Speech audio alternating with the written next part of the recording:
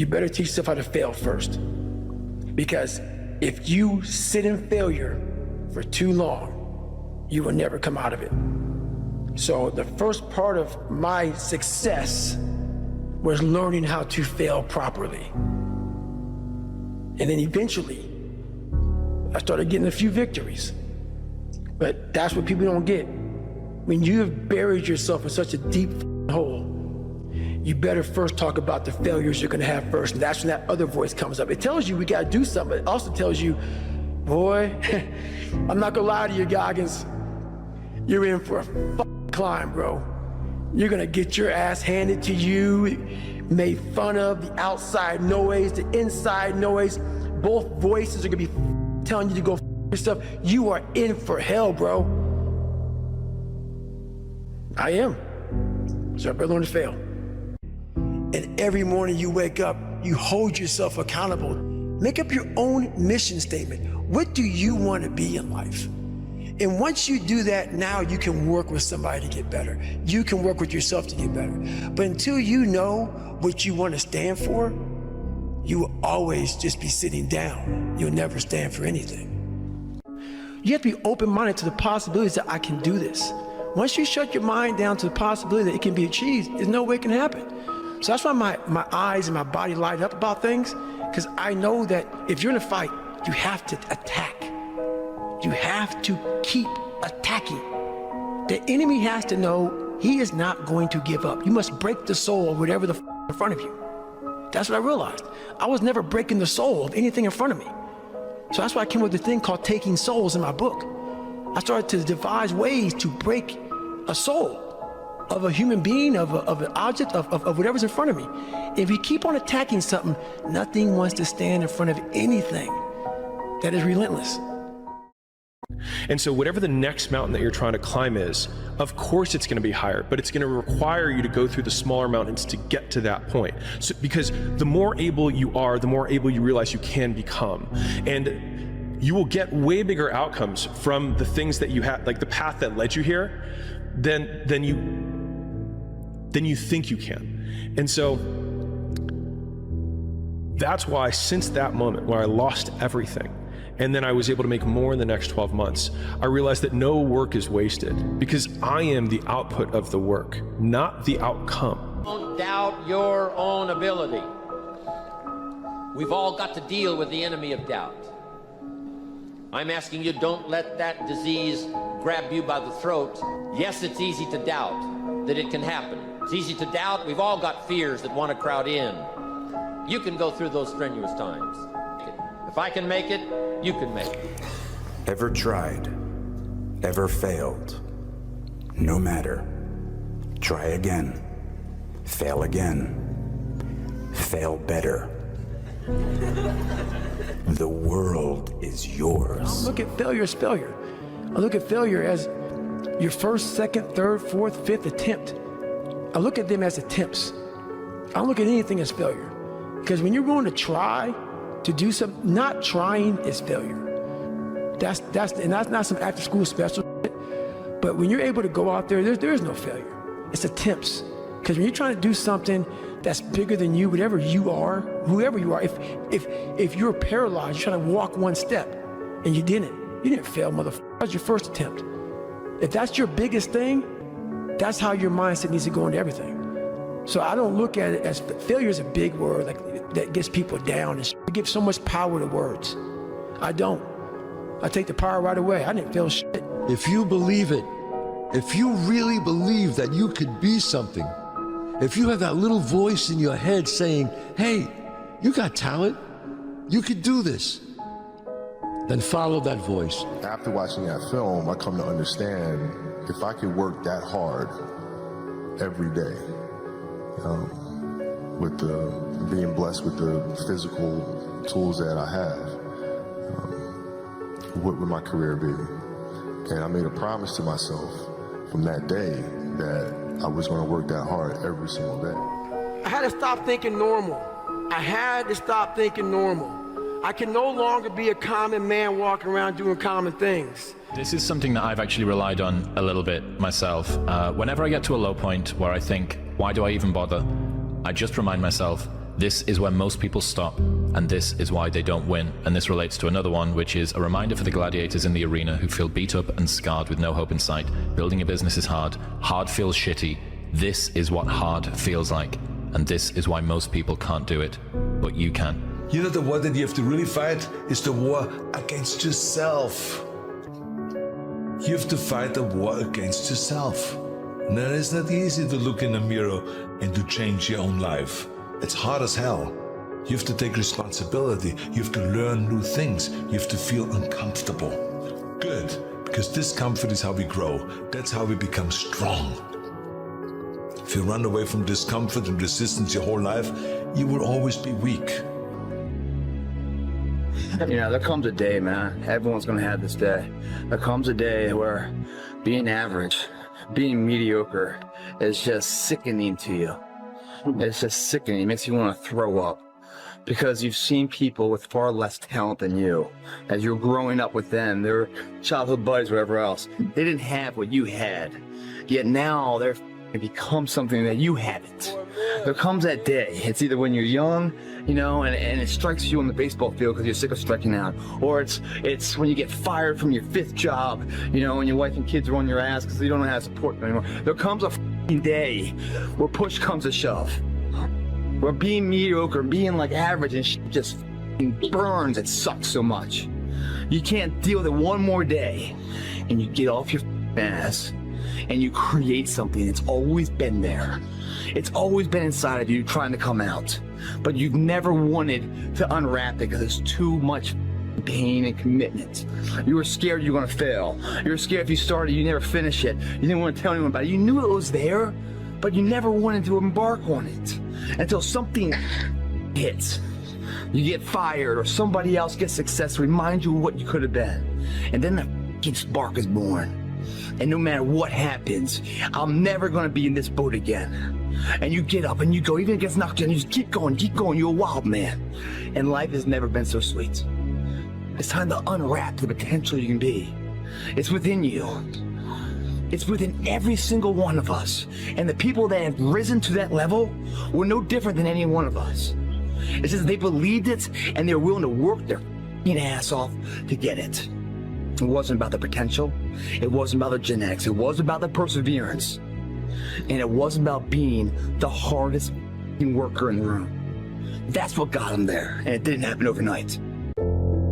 Just hope you guys get what I'm saying. I'm telling you what, man, once you get it, come on over this side of the fence, you don't see problems anymore, man. You see situations. You see possibilities. And you can't wait to get them started, man. You're like, why did I wait so long to engage? It doesn't matter about the past. It's today. What are we doing today? What are we going to engage now? And once we engage, we commit. There's no half commitment. There's no quarter commitment. There's no 3/4. It's full commitment. Once we engage, it's every day we engage. Because that's the better life. And the people you will surround yourself are like-minded. And they're better friends. Friends and family for life, man. They have your back. They're solid individuals doing solid tasks, leaving a solid impact of legacy for other people. That's a solid life, man. It's your option, though. What are you gonna do?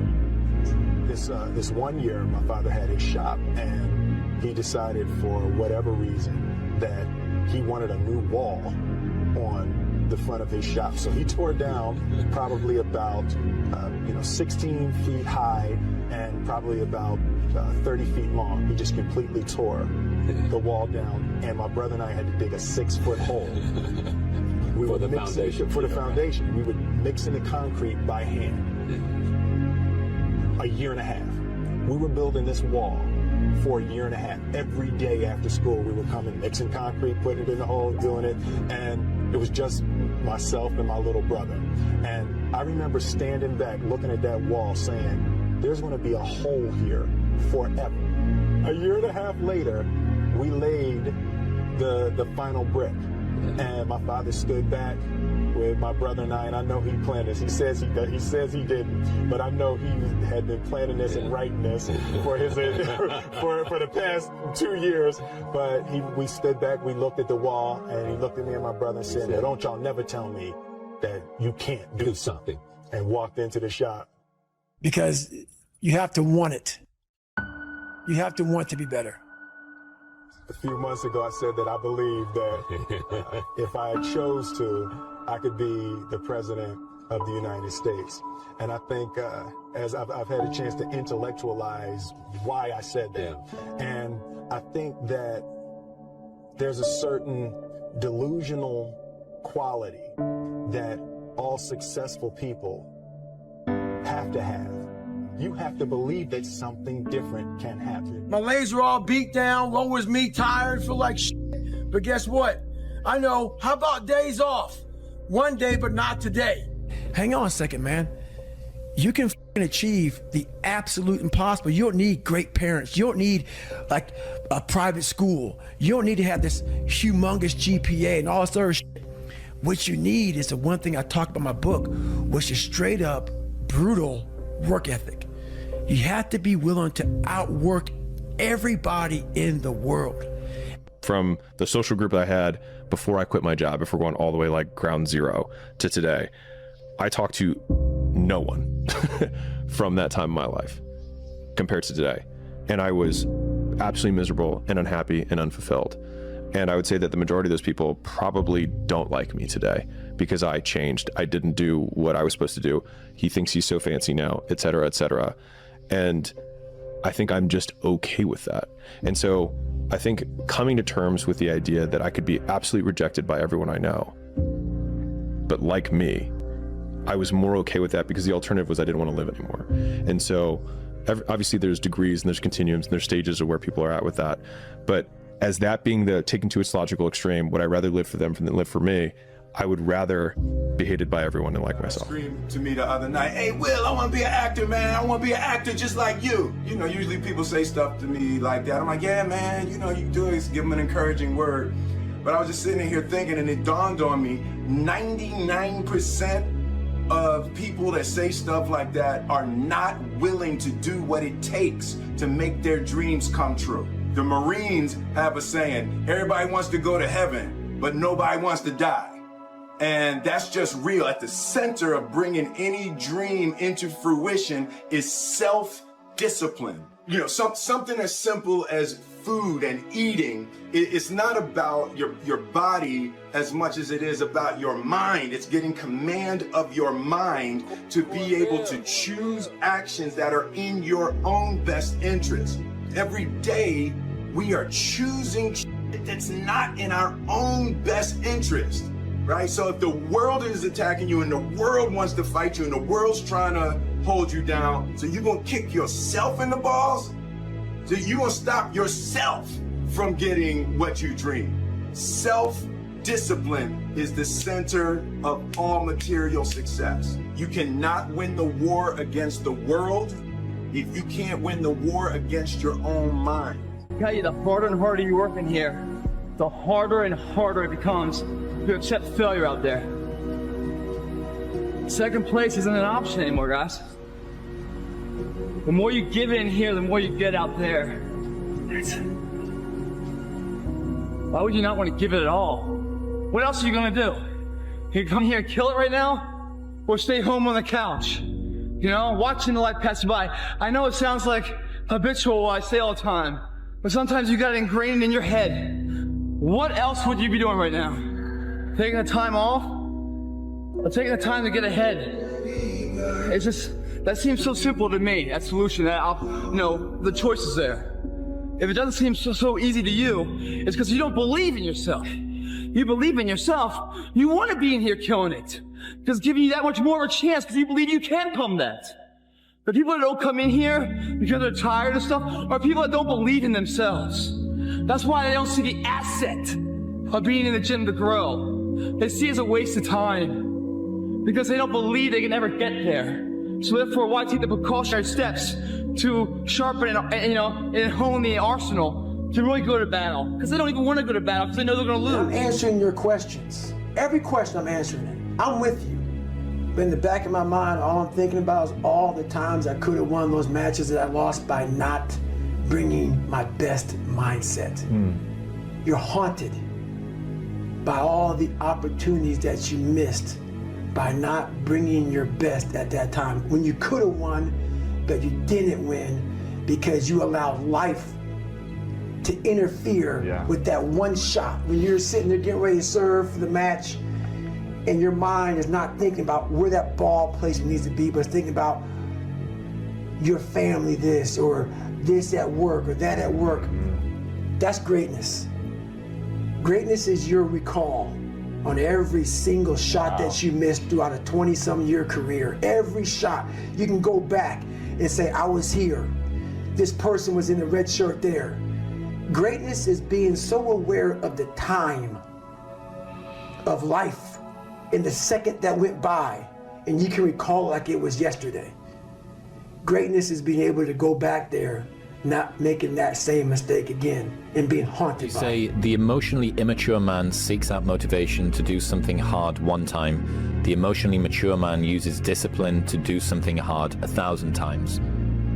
Why is emotional maturity related to motivation and discipline? When you have emotional maturity, you realize that some days you're not going to sleep well. Some days you're going to wake up and you've got your schedule and everything's planned out and the poop hits the fan. And whether things go well or not that day, the emotionally mature man will still do what he has to do to stack his wins, to focus on his purpose. Whereas the emotionally immature man will say, well, I didn't sleep well, I had nightmares, so I'll stay in bed. I didn't sleep well, or it's raining outside, it's cold outside, I don't feel good. I just woke up and the airplanes hit the World Trade Center, so I guess I have to change my pattern of life. You have to stay the course no matter what. And it takes a high level of emotional maturity because your emotions dictate your motion. Everyone does a few reps when the burn starts. No one goes the extra mile and keeps going. Like no one's in here right now. Why? Because it's Saturday evening, everyone's going to party, no one's in here, just me. You know, no one goes the extra mile. The thing about traffic jams, guys, there are no traffic jams in the last mile of the race. It's just you and your shadow. In the beginning, everybody's there. All the pretenders and the contenders, they're all there.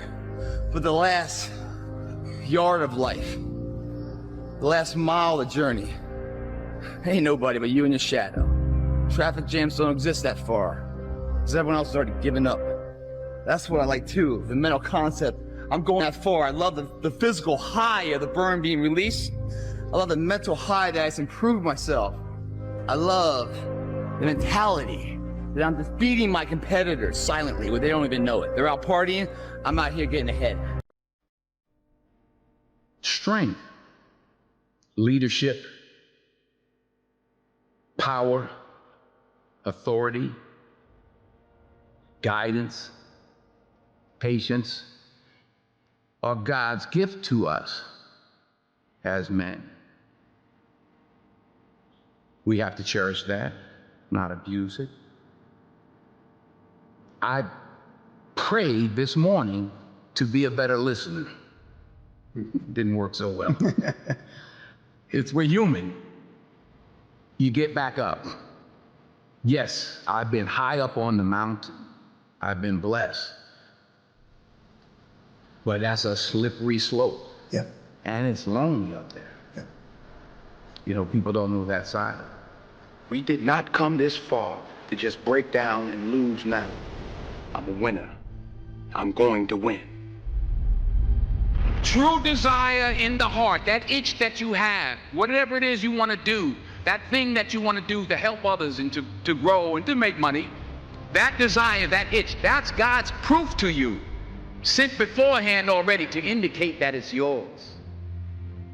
Aspire to make a difference.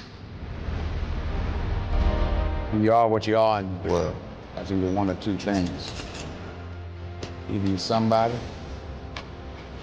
or you're nobody.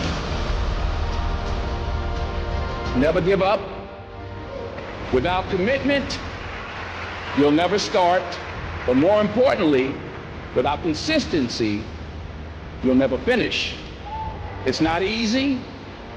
If it were easy, there'd be no Denzel Washington. So, keep working, keep striving, never give up, fall down 7 times, get up 8. Ease is a greater threat to progress than hardship. So, keep moving, keep growing, keep learning. See you at work.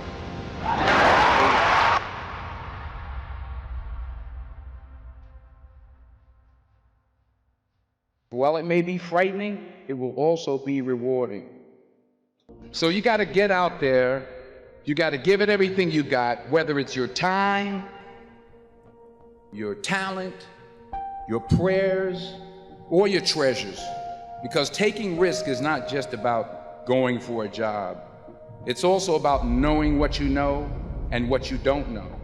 It's about being open to people and to ideas. To get something you never had, you have to do something you never did. Because the chances you take, the people you meet, the people you love, the faith that you have, that's what's going to define you.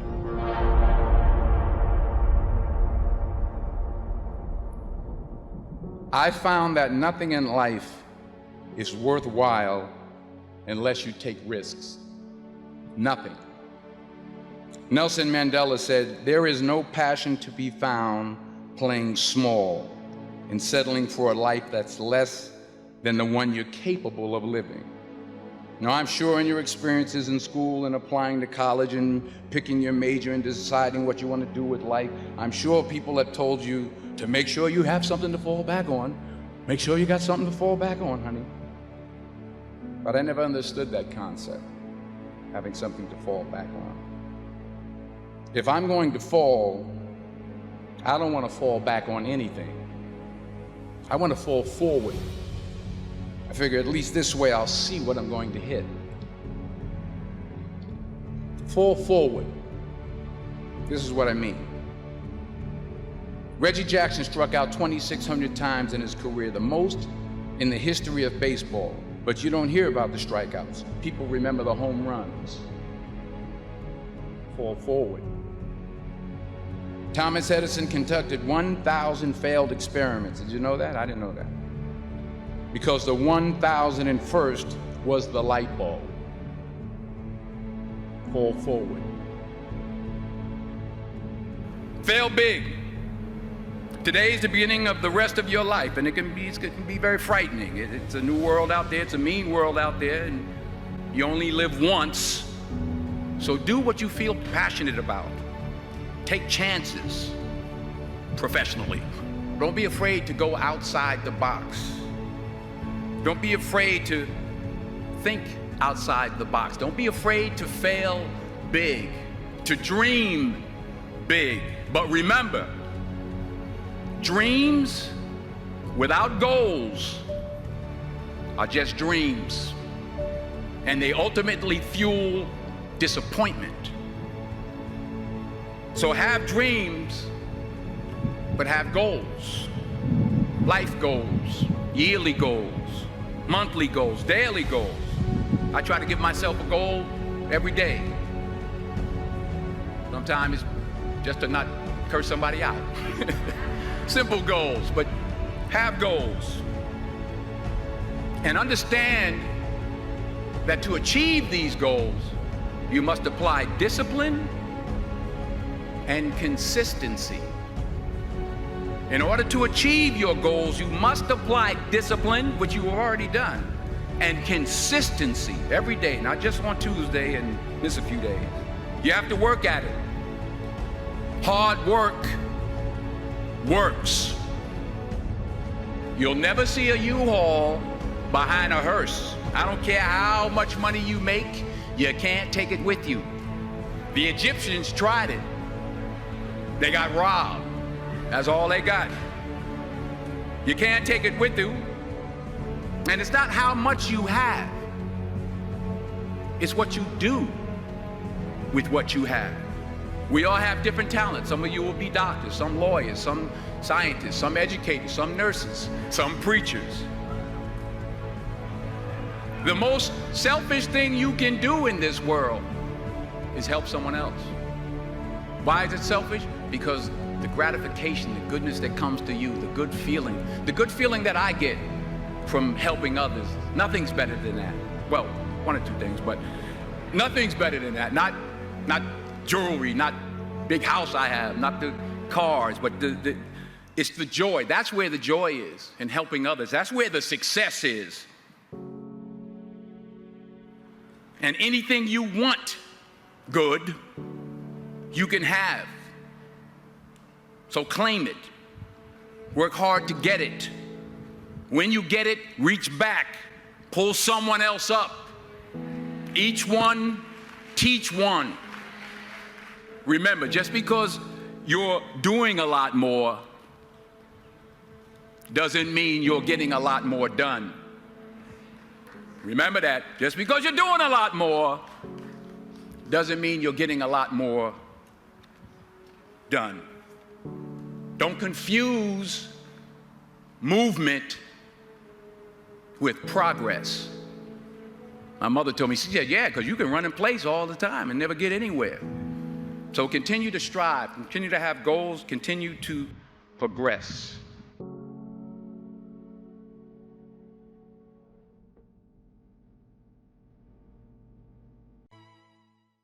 Listen to me, I'm allergic. Are you hearing me? I'm allergic to average. And the problem with a lot of you is you're not allergic to average, all right? You gotta do me a huge favor, man. You lying to yourself. On one point, you said you wanna be great. You wanna do great things. You wanna have greatness. You wanna be great. But on the other hand, for real, you comfortable with average. And I told you, listen to me, I don't care what side of the railroad track you were born on. I don't care if you were fluent. I don't care if you privileged. I don't care if you grew up in poverty, with the father, without a father, with a mom, without adopted. I don't care. Listen to me. The reason why I'm telling you that I'm allergic to average is not personal. ET is allergic to it because success is allergic to average. Success and average don't have nothing to do with each other. Talk is cheap. So you can say that you're allergic to average, but are your actions backing it up?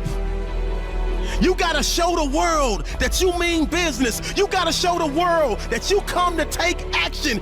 See, greats like you jump over hurdles, run through barriers, but never ever stop grinding to win. You can't say there's certain dreams and goals, there are things you want to have and things you want to be if you are still average. You got to get to the point where you get allergic to average. You don't think average, you don't perform average. Success and average have absolutely nothing to do with each other. That's what I'm telling you. Your boss can't stand average. Your coach can't stand average. Your teacher can't stand average. Your mama might put up with it. Your daddy might put up with it. But listen to me very closely. Nobody really likes average because average attracts average. Discipline is the single most important thing that you can use when it comes to being successful. They want an easier answer. There has to be an easier way. There's not. I'm sorry. I searched for it my entire life.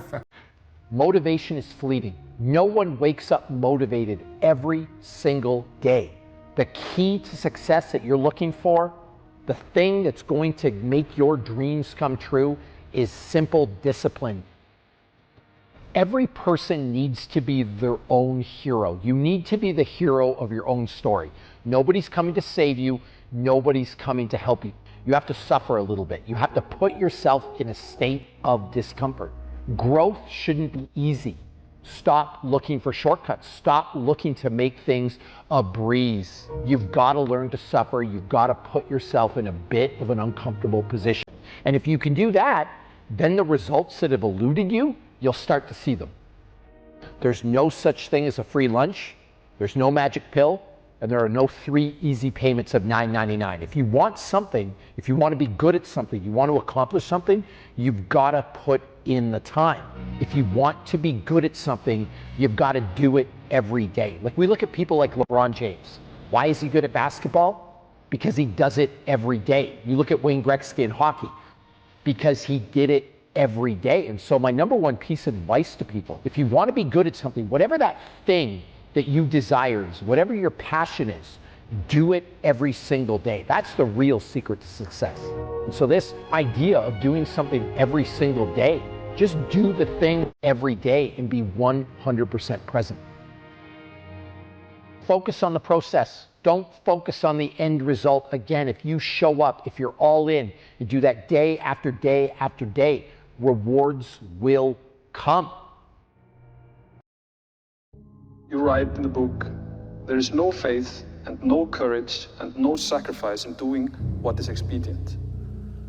What do you say to those viewers that don't pursue their dreams and are locked in their careers because they are too afraid to take risks and pursue something meaningful? Well, the first thing I would say is, well, you should be afraid of taking risks and pursuing something meaningful.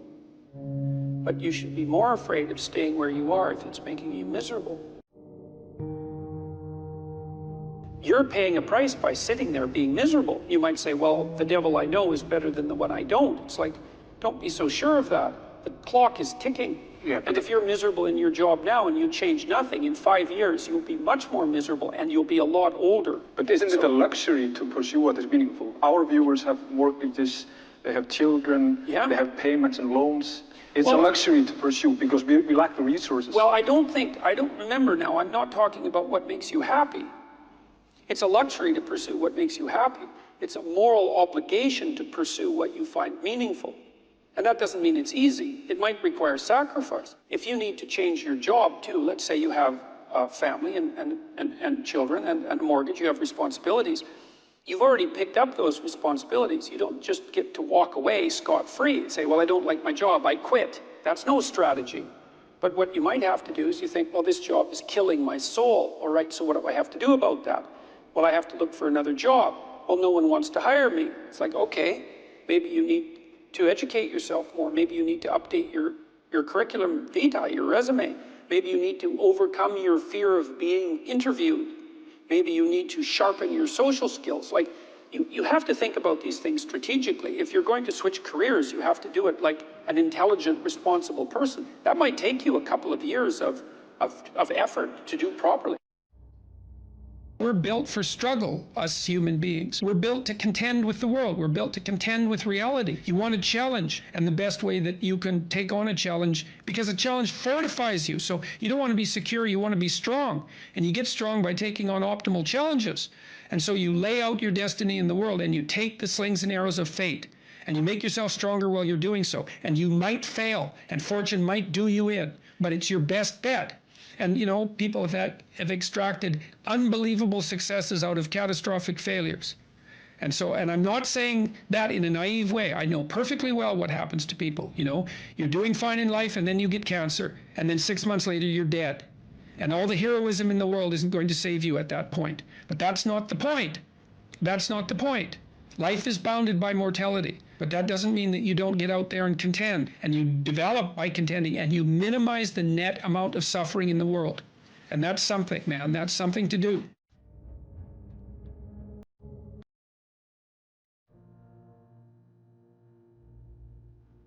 You know, if you take people, then you expose them voluntarily to things that they are avoiding and are afraid of, you know, that they know they need to overcome in order to meet their goals, their self-defined goals. If you can teach people to stand up in the face of the things they're afraid of, they get stronger. And you don't know what the upper limits to that are, because you might ask yourself, like, if for 10 years, if you didn't avoid doing what you knew you needed to do, what would you be like? Well, you know, there are remarkable people who come into the world from time to time, and there are people who do find out over decades-long periods what they could be like if they were who they were, if they spoke their being forward. And they get stronger and stronger and stronger, and we don't know the limits to that. We do not know the limits to that. Probably running at about 51% of our capacity. Something, I mean, you can think about this yourselves. I often ask undergraduates how many hours a day you waste, or how many hours a week you waste. And the classic answer is something like 4 to 6 hours a day. You know, inefficient studying, watching things on YouTube that not only do you not want to watch, that you don't even care about, that make you feel horrible about watching after you're done. That's probably 4 hours right there. You know, you think, well, that's 25 hours a week. It's 100 hours a month. That's 2.5 full work weeks. It's half a year of work weeks per year. And so if your life isn't everything it could be, you could ask yourself, well, what would happen if you just stopped wasting the opportunities that are in front of you? You'd be, who knows how much more efficient?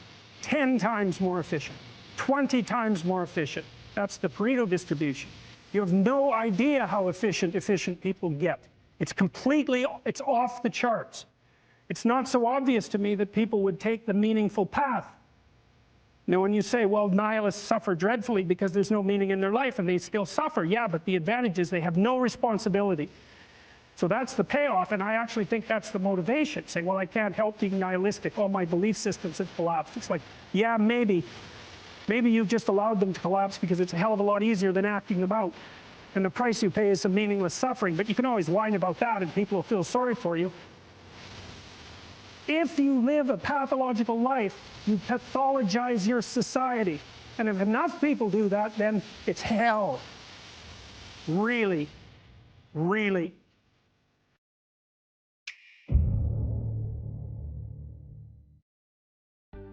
If you don't know who you should be, pick something.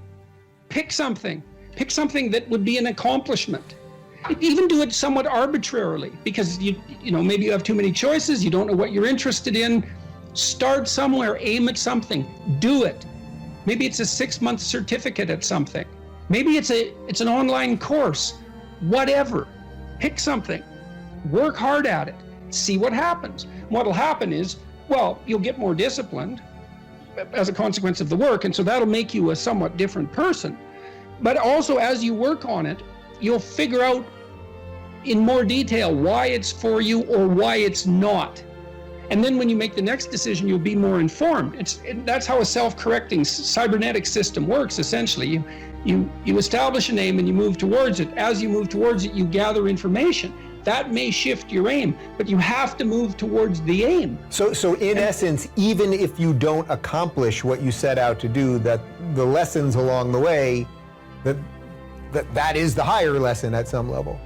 Yes, well, and you, let's say you should try to accomplish it, but I say, let's say, well, you get halfway through it and you think, I really know this isn't for me. Then you might say, well, how do you know you're not just copping out? Yeah. And I would say, well, you can set up a check against that by swearing when you start something that you won't switch it except for something more difficult. And then, because, you know, everybody has that tendency to rationalize their procrastination, and that's a good way of protecting yourself against that. It's like, I can quit this, but I have to have a better plan that's more difficult, and I can jump into that. And this is also associated with something like the necessary minimum of respect for tradition. If you pick a goal, it'll be a goal that's a social institution of some sort, virtually, with virtual certainty, because it has to be valuable to other people to be valuable, generally speaking. You don't want to be so cynical that you stop yourself from pursuing anything because nothing's worthwhile. That's not helpful. And everyone knows that. And you might say, well, I can't get out of that cynicism. And I would say, well, jumping out of the cynicism may be very difficult. Try just doing something local. Just pick something. You know, if you don't have a relationship, make a dating profile. You don't even have to put it online. But at least you have the profile. You're taking a step in that direction. Put yourself together. And then maybe if you put yourself together, you know how to do that. You know what's wrong with you, if you'll admit it. You know there's a few things you could like polish up a little bit that you might even be able to manage in your insufficient present condition.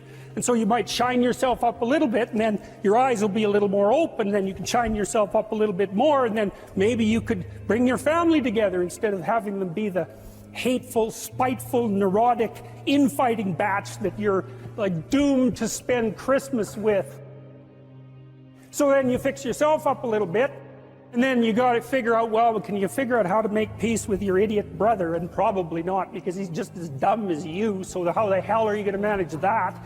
And so then maybe you get somewhere that way, and your family's sort of functioning, and you find out, well, that kind of relieved a little bit of suffering, although it reduced the opportunities for spiteful revenge, and that's kind of a pain in the neck. And so then you get your family together a little bit, and you're a little clued in then, at least a bit, because you've done something difficult that's actually difficult. You're a little wiser, and so then maybe you could put a tentative finger out beyond the family and try to change some little thing without wrecking it. So, and that's the other message of the West. It's like, how do you overcome the suffering of life? And I'm not saying it's only the message of the West. How do you overcome the suffering of life? Is be a better person. That's how you do it. Well, that's hard. It takes responsibility. And I think, if you said to someone, you want to have a meaningful life? Everything you do matters. That's the definition of a meaningful life. But everything you do matters. So you're going to have to carry that with you. Or do you want to just forget about the whole meaning thing, and then you don't have any responsibility because who the hell cares? And you can wander through life doing whatever you want, gratifying impulsive desires for how useful that's going to be. And you're stuck in meaninglessness, but you don't have any responsibility. Which one do you want? Well, ask yourself, which one are you pursuing? And you'll find very rapidly that it isn't the majority of your soul that's pursuing the whole meaning thing, because, well, look what you have to do that. You have to take on the fact that life is suffering. You have to put yourself together in the face of that. Well, that's hard. Christ, it's amazing people can even do it. I'm stunned every day when I go outside and it isn't a riot with everything burning. There's all these ruined people out there. They've got problems like you can't believe. Off they go to work and do things they don't even like, and look, the lights are on. It's a miracle. And we're so ungrateful. College students, the postmodern types, they're so ungrateful. They don't know that they're surrounded by just a bloody miracle. It's a miracle that all this stuff works, that all you crazy chimpanzees that don't know each other can sit in the same room for 2 hours sweltering away without tearing each other apart, because that's what chimps do. Anyways, so I got to the bottom of some things, at least as far as I can tell, so I told you what the bottom is, and then I got this idea about what you might do about it, which isn't my idea. It's an old idea. It's far older than Christianity. It's old. It's the oldest story of mankind. Get yourself together. Transcend your suffering. See if you can be some kind of hero. Make the suffering in the world less. Well, that's the way forward, as far as I can tell, if there is any way forward. If you dare to do the most difficult thing that you can conceptualize, your life will work out better than it will if you do anything else. Well, how are you going to find out if that's true? Well, it's a Kierkegaardian leap of faith. There's no way you're going to find out whether or not that's true unless you do it. So no one can tell you either. You have to be all in this game. There is no more effective way of operating in the world than to conceptualize the highest good that you can and then strive to attain it. There's no better pathway to self-realization and the ennoblement of being than to posit the highest good that you can conceive of and commit yourself to it. You can take whatever job you have and you can make it a real nice little piece of absolute misery. Or you can act like a civilized human being and notice that no matter where you are, there's a richness and a complexity that's completely inexhaustible right at hand. And then you can take that seriously and you can say, well, I can make it a lot better if I want to. I can get along properly with my coworkers and not gossip behind their back, and I can treat my customers properly. And if an opportunity comes my way, I can take it and I can see what happens. You don't know what's possible. And you're not as much as you could be. And so God only knows what you could do and have and give if you sacrificed everything to it. And that's the reason Abraham is constantly making sacrifices. And it's archaic, right? He's burning up like baby lambs, but well, they're alive, that's something. And they're valuable, and that's something. You have to admit, even if you think about it as a modern person, that the act of sacrificing something might have some dramatic compulsion to it, to go out into a flock and to take something that's newborn and to cut its throat and to bleed it and to burn it. Might be a way of indicating to yourself that you're actually serious about something. And it isn't so obvious that we have rituals of seriousness like that now. And so it's not so obvious that we're actually serious about anything. And so maybe that's not such a good thing. And so maybe we shouldn't be thinking that these people were so archaic and primitive and superstitious. It's possible that they knew something that we don't. And certainly in the Abrahamic stories, one of the things that maintains Abraham's covenant with God is his continual willingness to sacrifice. And that sacrificial issue is so important because you are not committed to something unless you're willing to sacrifice for it. Commitment and sacrifice are the same thing. And I think it borders on miraculous that those concepts are embedded into this narrative at the level of dramatic action, instead of abstract explanation. People are acting this out, and the fundamental conception is so profound that it's really quite awe-inspiring. It's breathtaking, really, when you understand what message is trying to be conveyed. You have to make sacrifices, and what do you have to sacrifice? You have to sacrifice that which is most valuable to you currently that's stopping you. And God only knows what that is. It's certainly the worst of you. It's certainly that. And God only knows to what degree you're in love with the worst of you. So you move from the unbearable present to the ideal future. And you can't help that. You have to live in a structure like that. That's your house. That's another way of thinking about it. And if you want to get your house in order, and if you want it to be a place that you can live properly, then you have to plan the future that is perfect.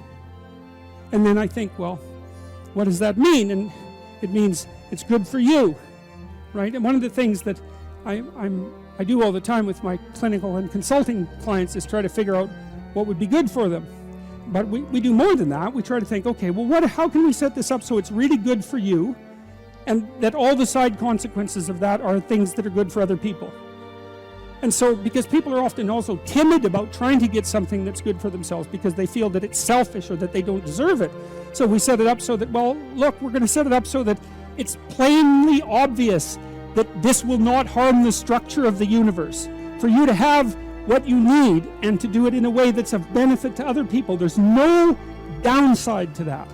And so it's okay. It's okay if you reach out and take that. And one of the things that's interesting about the biblical stories, the Abrahamic stories as well, is that God doesn't really seem to be opposed to the success of the people that he's chosen.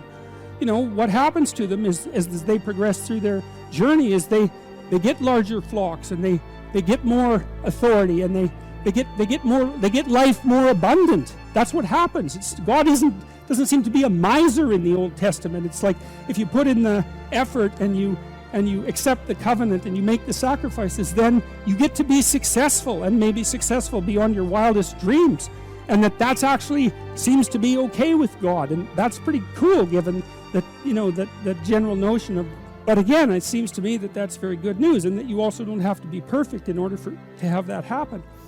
And then the other thing, this is the issue about going into the unknown. It's like, well, if you leave your country and your kin and your father's house and you go out into a land that your intuition guides you to, you're going to undergo these radical transformations. This is a sacrificial transformation too, because you're moving forthrightly and voluntarily into chaos, right? And that's the same as the dragon fight. That's the hero's story. And what will happen there is that you will transform yourself. And so the call to an ideal is also the call to a sequence of deaths and rebirths that move you closer and closer to the ideal. Every time you learn something, you learn because something you did didn't work. And that exposes you to the part of the world that you don't understand. Every time you're exposed to a part of the world that you don't understand, you have the possibility of rebuilding the structures that you use to interpret the world. That's often why it's more important to notice that you're wrong than it is to prove that you're right. One of the things that you're supposed to learn in university is precisely that. It might be useful to listen to people that annoy you on the off chance that they know something that, if they tell you, you can use instead of dying.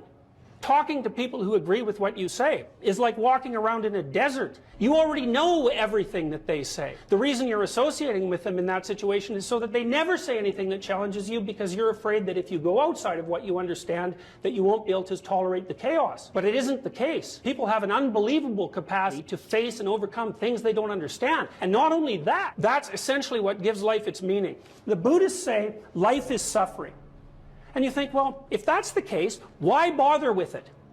And people do ask that question, and they ask it in ways that result in their own destruction, and worse, in the destruction of others. So, for example, people who become particularly cruel, particularly in a genocidal manner, are more than willing to dispense with as many human beings as they can possibly train their sights on, because they're so disgusted by the nature of human limitation that they'd rather eradicate it. And lots of people become suicidal because they can't bear the conditions of their own existence. And suffering is real, and it's inescapable. So the question is, what do you do about it? If you concentrate solely on your career, you can get a long way in your career. And I would say that that's a strategy that a minority of men preferentially do. That's all they do. They work like 70, 80 hours a week. They go flat out on their career. They're staking everything on the small probability of exceptional status in a narrow domain. But it's hard on them. They don't have a life. It's very difficult for them to have a family. They don't know how to take any leisure activity. Like, they get very one-dimensional. Now, it may be that that unidimensionality is the price you have to pay to be exceptional at one thing, right? Because if you're going to be something like a genius level mathematician and you want to do that for, or a scientist, say, it's like you're in your lab all the time, you're working 70 hours a week or 80 hours a week, you're smart, you're dedicated, you're unidimensional, and that's how you get to beat all the other people who are doing that. It's the only way. But the problem is you don't get a life. Now, if you love being a scientist and you have that kind of focus of mind, well, first of all, you're a rare person, and second, you're going to pay for it. But fine, more power to you. But it's a risky business to do that. You sacrifice a lot for it. You know, and I would say most often, if you're speaking about having a healthy life, that isn't what you do. You spread yourself out more. So, you know, you have a family, you have some things that you do outside of work that are meaningful to you and useful. You have a network of friends. Well, those 3 things alone, or 4 things alone, are plenty to keep you well oriented. And then if one of those things collapses, you know, everything doesn't go. Now, the price you pay for that is the more you strive to optimize that balance, the less likely you are to be fantastically successful at any single one of them. But you might have a very, you know, if you consider your life as a whole, that might be a winning strategy. One of the things Carl Jung said, I really liked this. He thought that men went after perfection and women went after wholeness. There's something different at the top of the value hierarchy. So perfection would be stake it all on one thing and look for radical success. Not that all men do that, because they don't, but we're talking about extremes, at least with regards to the men that do that. The wholeness idea is more like, well, it's like I want one thing in my life to be 150%, or I want 5 things in my life to be 80%. Well, there's a lot more richness in a life where you have 5 things operating at 80%, but you're not operating at any of them at 150%. So, and I really believe this because I've watched men and women go through their careers now for a long period of time, and one of the things that, there's lots of things that produce this, but one of the things that I've noticed is that mostly women in their 30s bail out of unidimensional careers. They won't do them. They won't put in the 80 hours a week that they would have to put in order to dominate that particular area. And it isn't, the reason that they won't do it is because they decide it's not worth it. And no wonder, because why would that be worth it? You have to ask yourself that. It's like, well, you want to be an outstanding scientist. It's like, okay, really, that's what you want, because that means that's what you do. Because you're competing with other people, you know, they're smart, they're hardworking, and if you want to be at the top, you have to be smarter and work harder than any of them. And working hard means working long hours. I mean, it also means working diligently, but in the final analysis, it's also an additive issue. If I'm smart and hardworking and I can crank out for 70 hours a week, and you do it for 30, it's like, in 2 years, I'm so far ahead of you, you will never, ever catch up. So, anyways. And I think partly, maybe part of the reason too that women are oriented that way more than men, I think there's 2 reasons. One is socioeconomic status does not make women more attractive on the mating market, but it does make men more attractive. And the second is women's time frame is compressed, right? Because guys can always say, well, I'll have kids later, and they can say that till they're like 80. Whereas women, it's like, no way, man, you got to get it together by the time you're, let's say 40, but really probably by 35, but definitely by 40, because otherwise it ain't happening. And that's bloody dreadful. One of the common routes to extreme unhappiness is to want children and not have them. I wouldn't recommend that. You know, you see couples who are in their 30s. 1 couple in 3 over the age of 30 has fertility problems. That's defined as inability to conceive after 1 year of trying. 1 in 3. So it's worth thinking about, because people are very, very unhappy if they want to have kids and then they can't. Man, you're in the medical mill for 10 years if that's what happens to you. we've got a hypothesis that we're still working out that's supported to some degree by the relevant literature. So imagine that you're looking for a stable partner, right? So you might think, well, what do you want in a stable partner? And at least in principle, one of the things you don't want is too much mismatch between you and that person on the 5 fundamental dimensions. So for example, if you're really extroverted and you have a really introverted partner, you're going to engage in continual conflict about how much social activity the two of you should subject yourself to. And it's very, very difficult for people who widely differ on those dimensions to come to consensus, because it's not just a matter of opinion, right? It's really a matter of different, if you're looking at extremes, of really different types of people. And the thing about introverts is they just don't enjoy large-scale social interaction that much. One-on-one, they're often fine, but in a group, they don't like that, and it tires them out. Whereas a real extrovert, it's like you isolate them and they just wither on the vine, because a huge part of what actually motivates them in a positive way is tangled up with social interaction. And so if you're an agreeable person and you have a particularly disagreeable partner, you're also going to run into problems, because the agreeable person will say whatever you want whenever, and the disagreeable person will say, well, I'd like to know what the hell you want for a change, and be much more harsh and much more demanding in the situation. And the agreeable person is going to find the disagreeable person harsh and unpleasant, and the disagreeable person is going to find the agreeable person wishy-washy and unable to stand up for themselves. And again, that's actually one of the primary sources of tension between men and women, because women tend to be higher in agreeableness than men. It's about half a standard deviation, which is quite a large difference by psychological standards. And so what that means, I probably haven't got the statistic quite right. If you have a group of men and women and you pick out random pairs, the woman is going to be more agreeable than the man 60% of the time. So that's not an overwhelming proportion, but it's reliable, and it's quite large by psychological standards. So there's the problem with agreeableness. With conscientiousness, well, if you're conscientious, you're industrious and orderly. And orderly people seem to be sensitive to disgust, which is something we'll talk about in detail later. We've had a hard time specifying exactly what makes industrious people industrious, because it's hard to come up with an animal model for that sort of thing, and there's no theoretical model. But our latest idea is that, it's not my idea, it's actually the idea of my graduate student, Christine Brophy, is that industrious people find it unpleasant and unsettling to not be doing something. So it isn't so much that industriousness makes them happy or fills them with positive emotion. That would be more extroversion, right? Because extroversion is the positive emotion dimension. It's that industrious people can't stand sitting around doing nothing.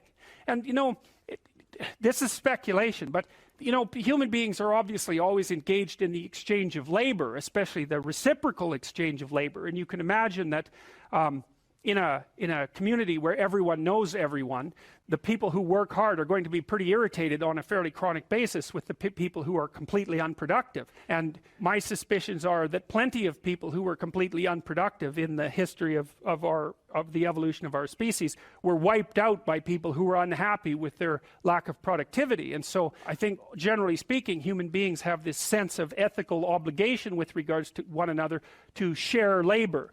And people who are conscientious really, really feel that. So they feel bad if they're not busily working on something that's productive all the time.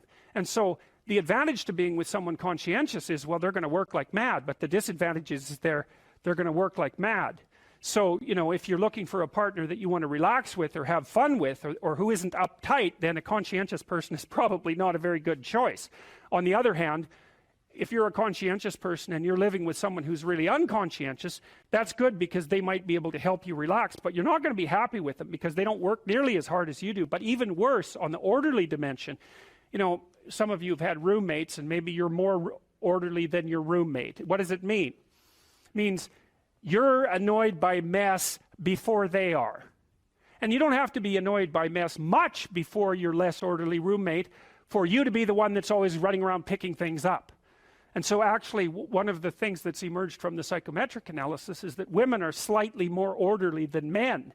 And I suspect that has something to do with the, what would you call it, inequitable distribution of housework. Because even if imagine that your proclivity is to be triggered by disorder 25 seconds before your partner's. Well, you're going to end up, it doesn't take much difference for you to be the one that's always concerned about the mess first.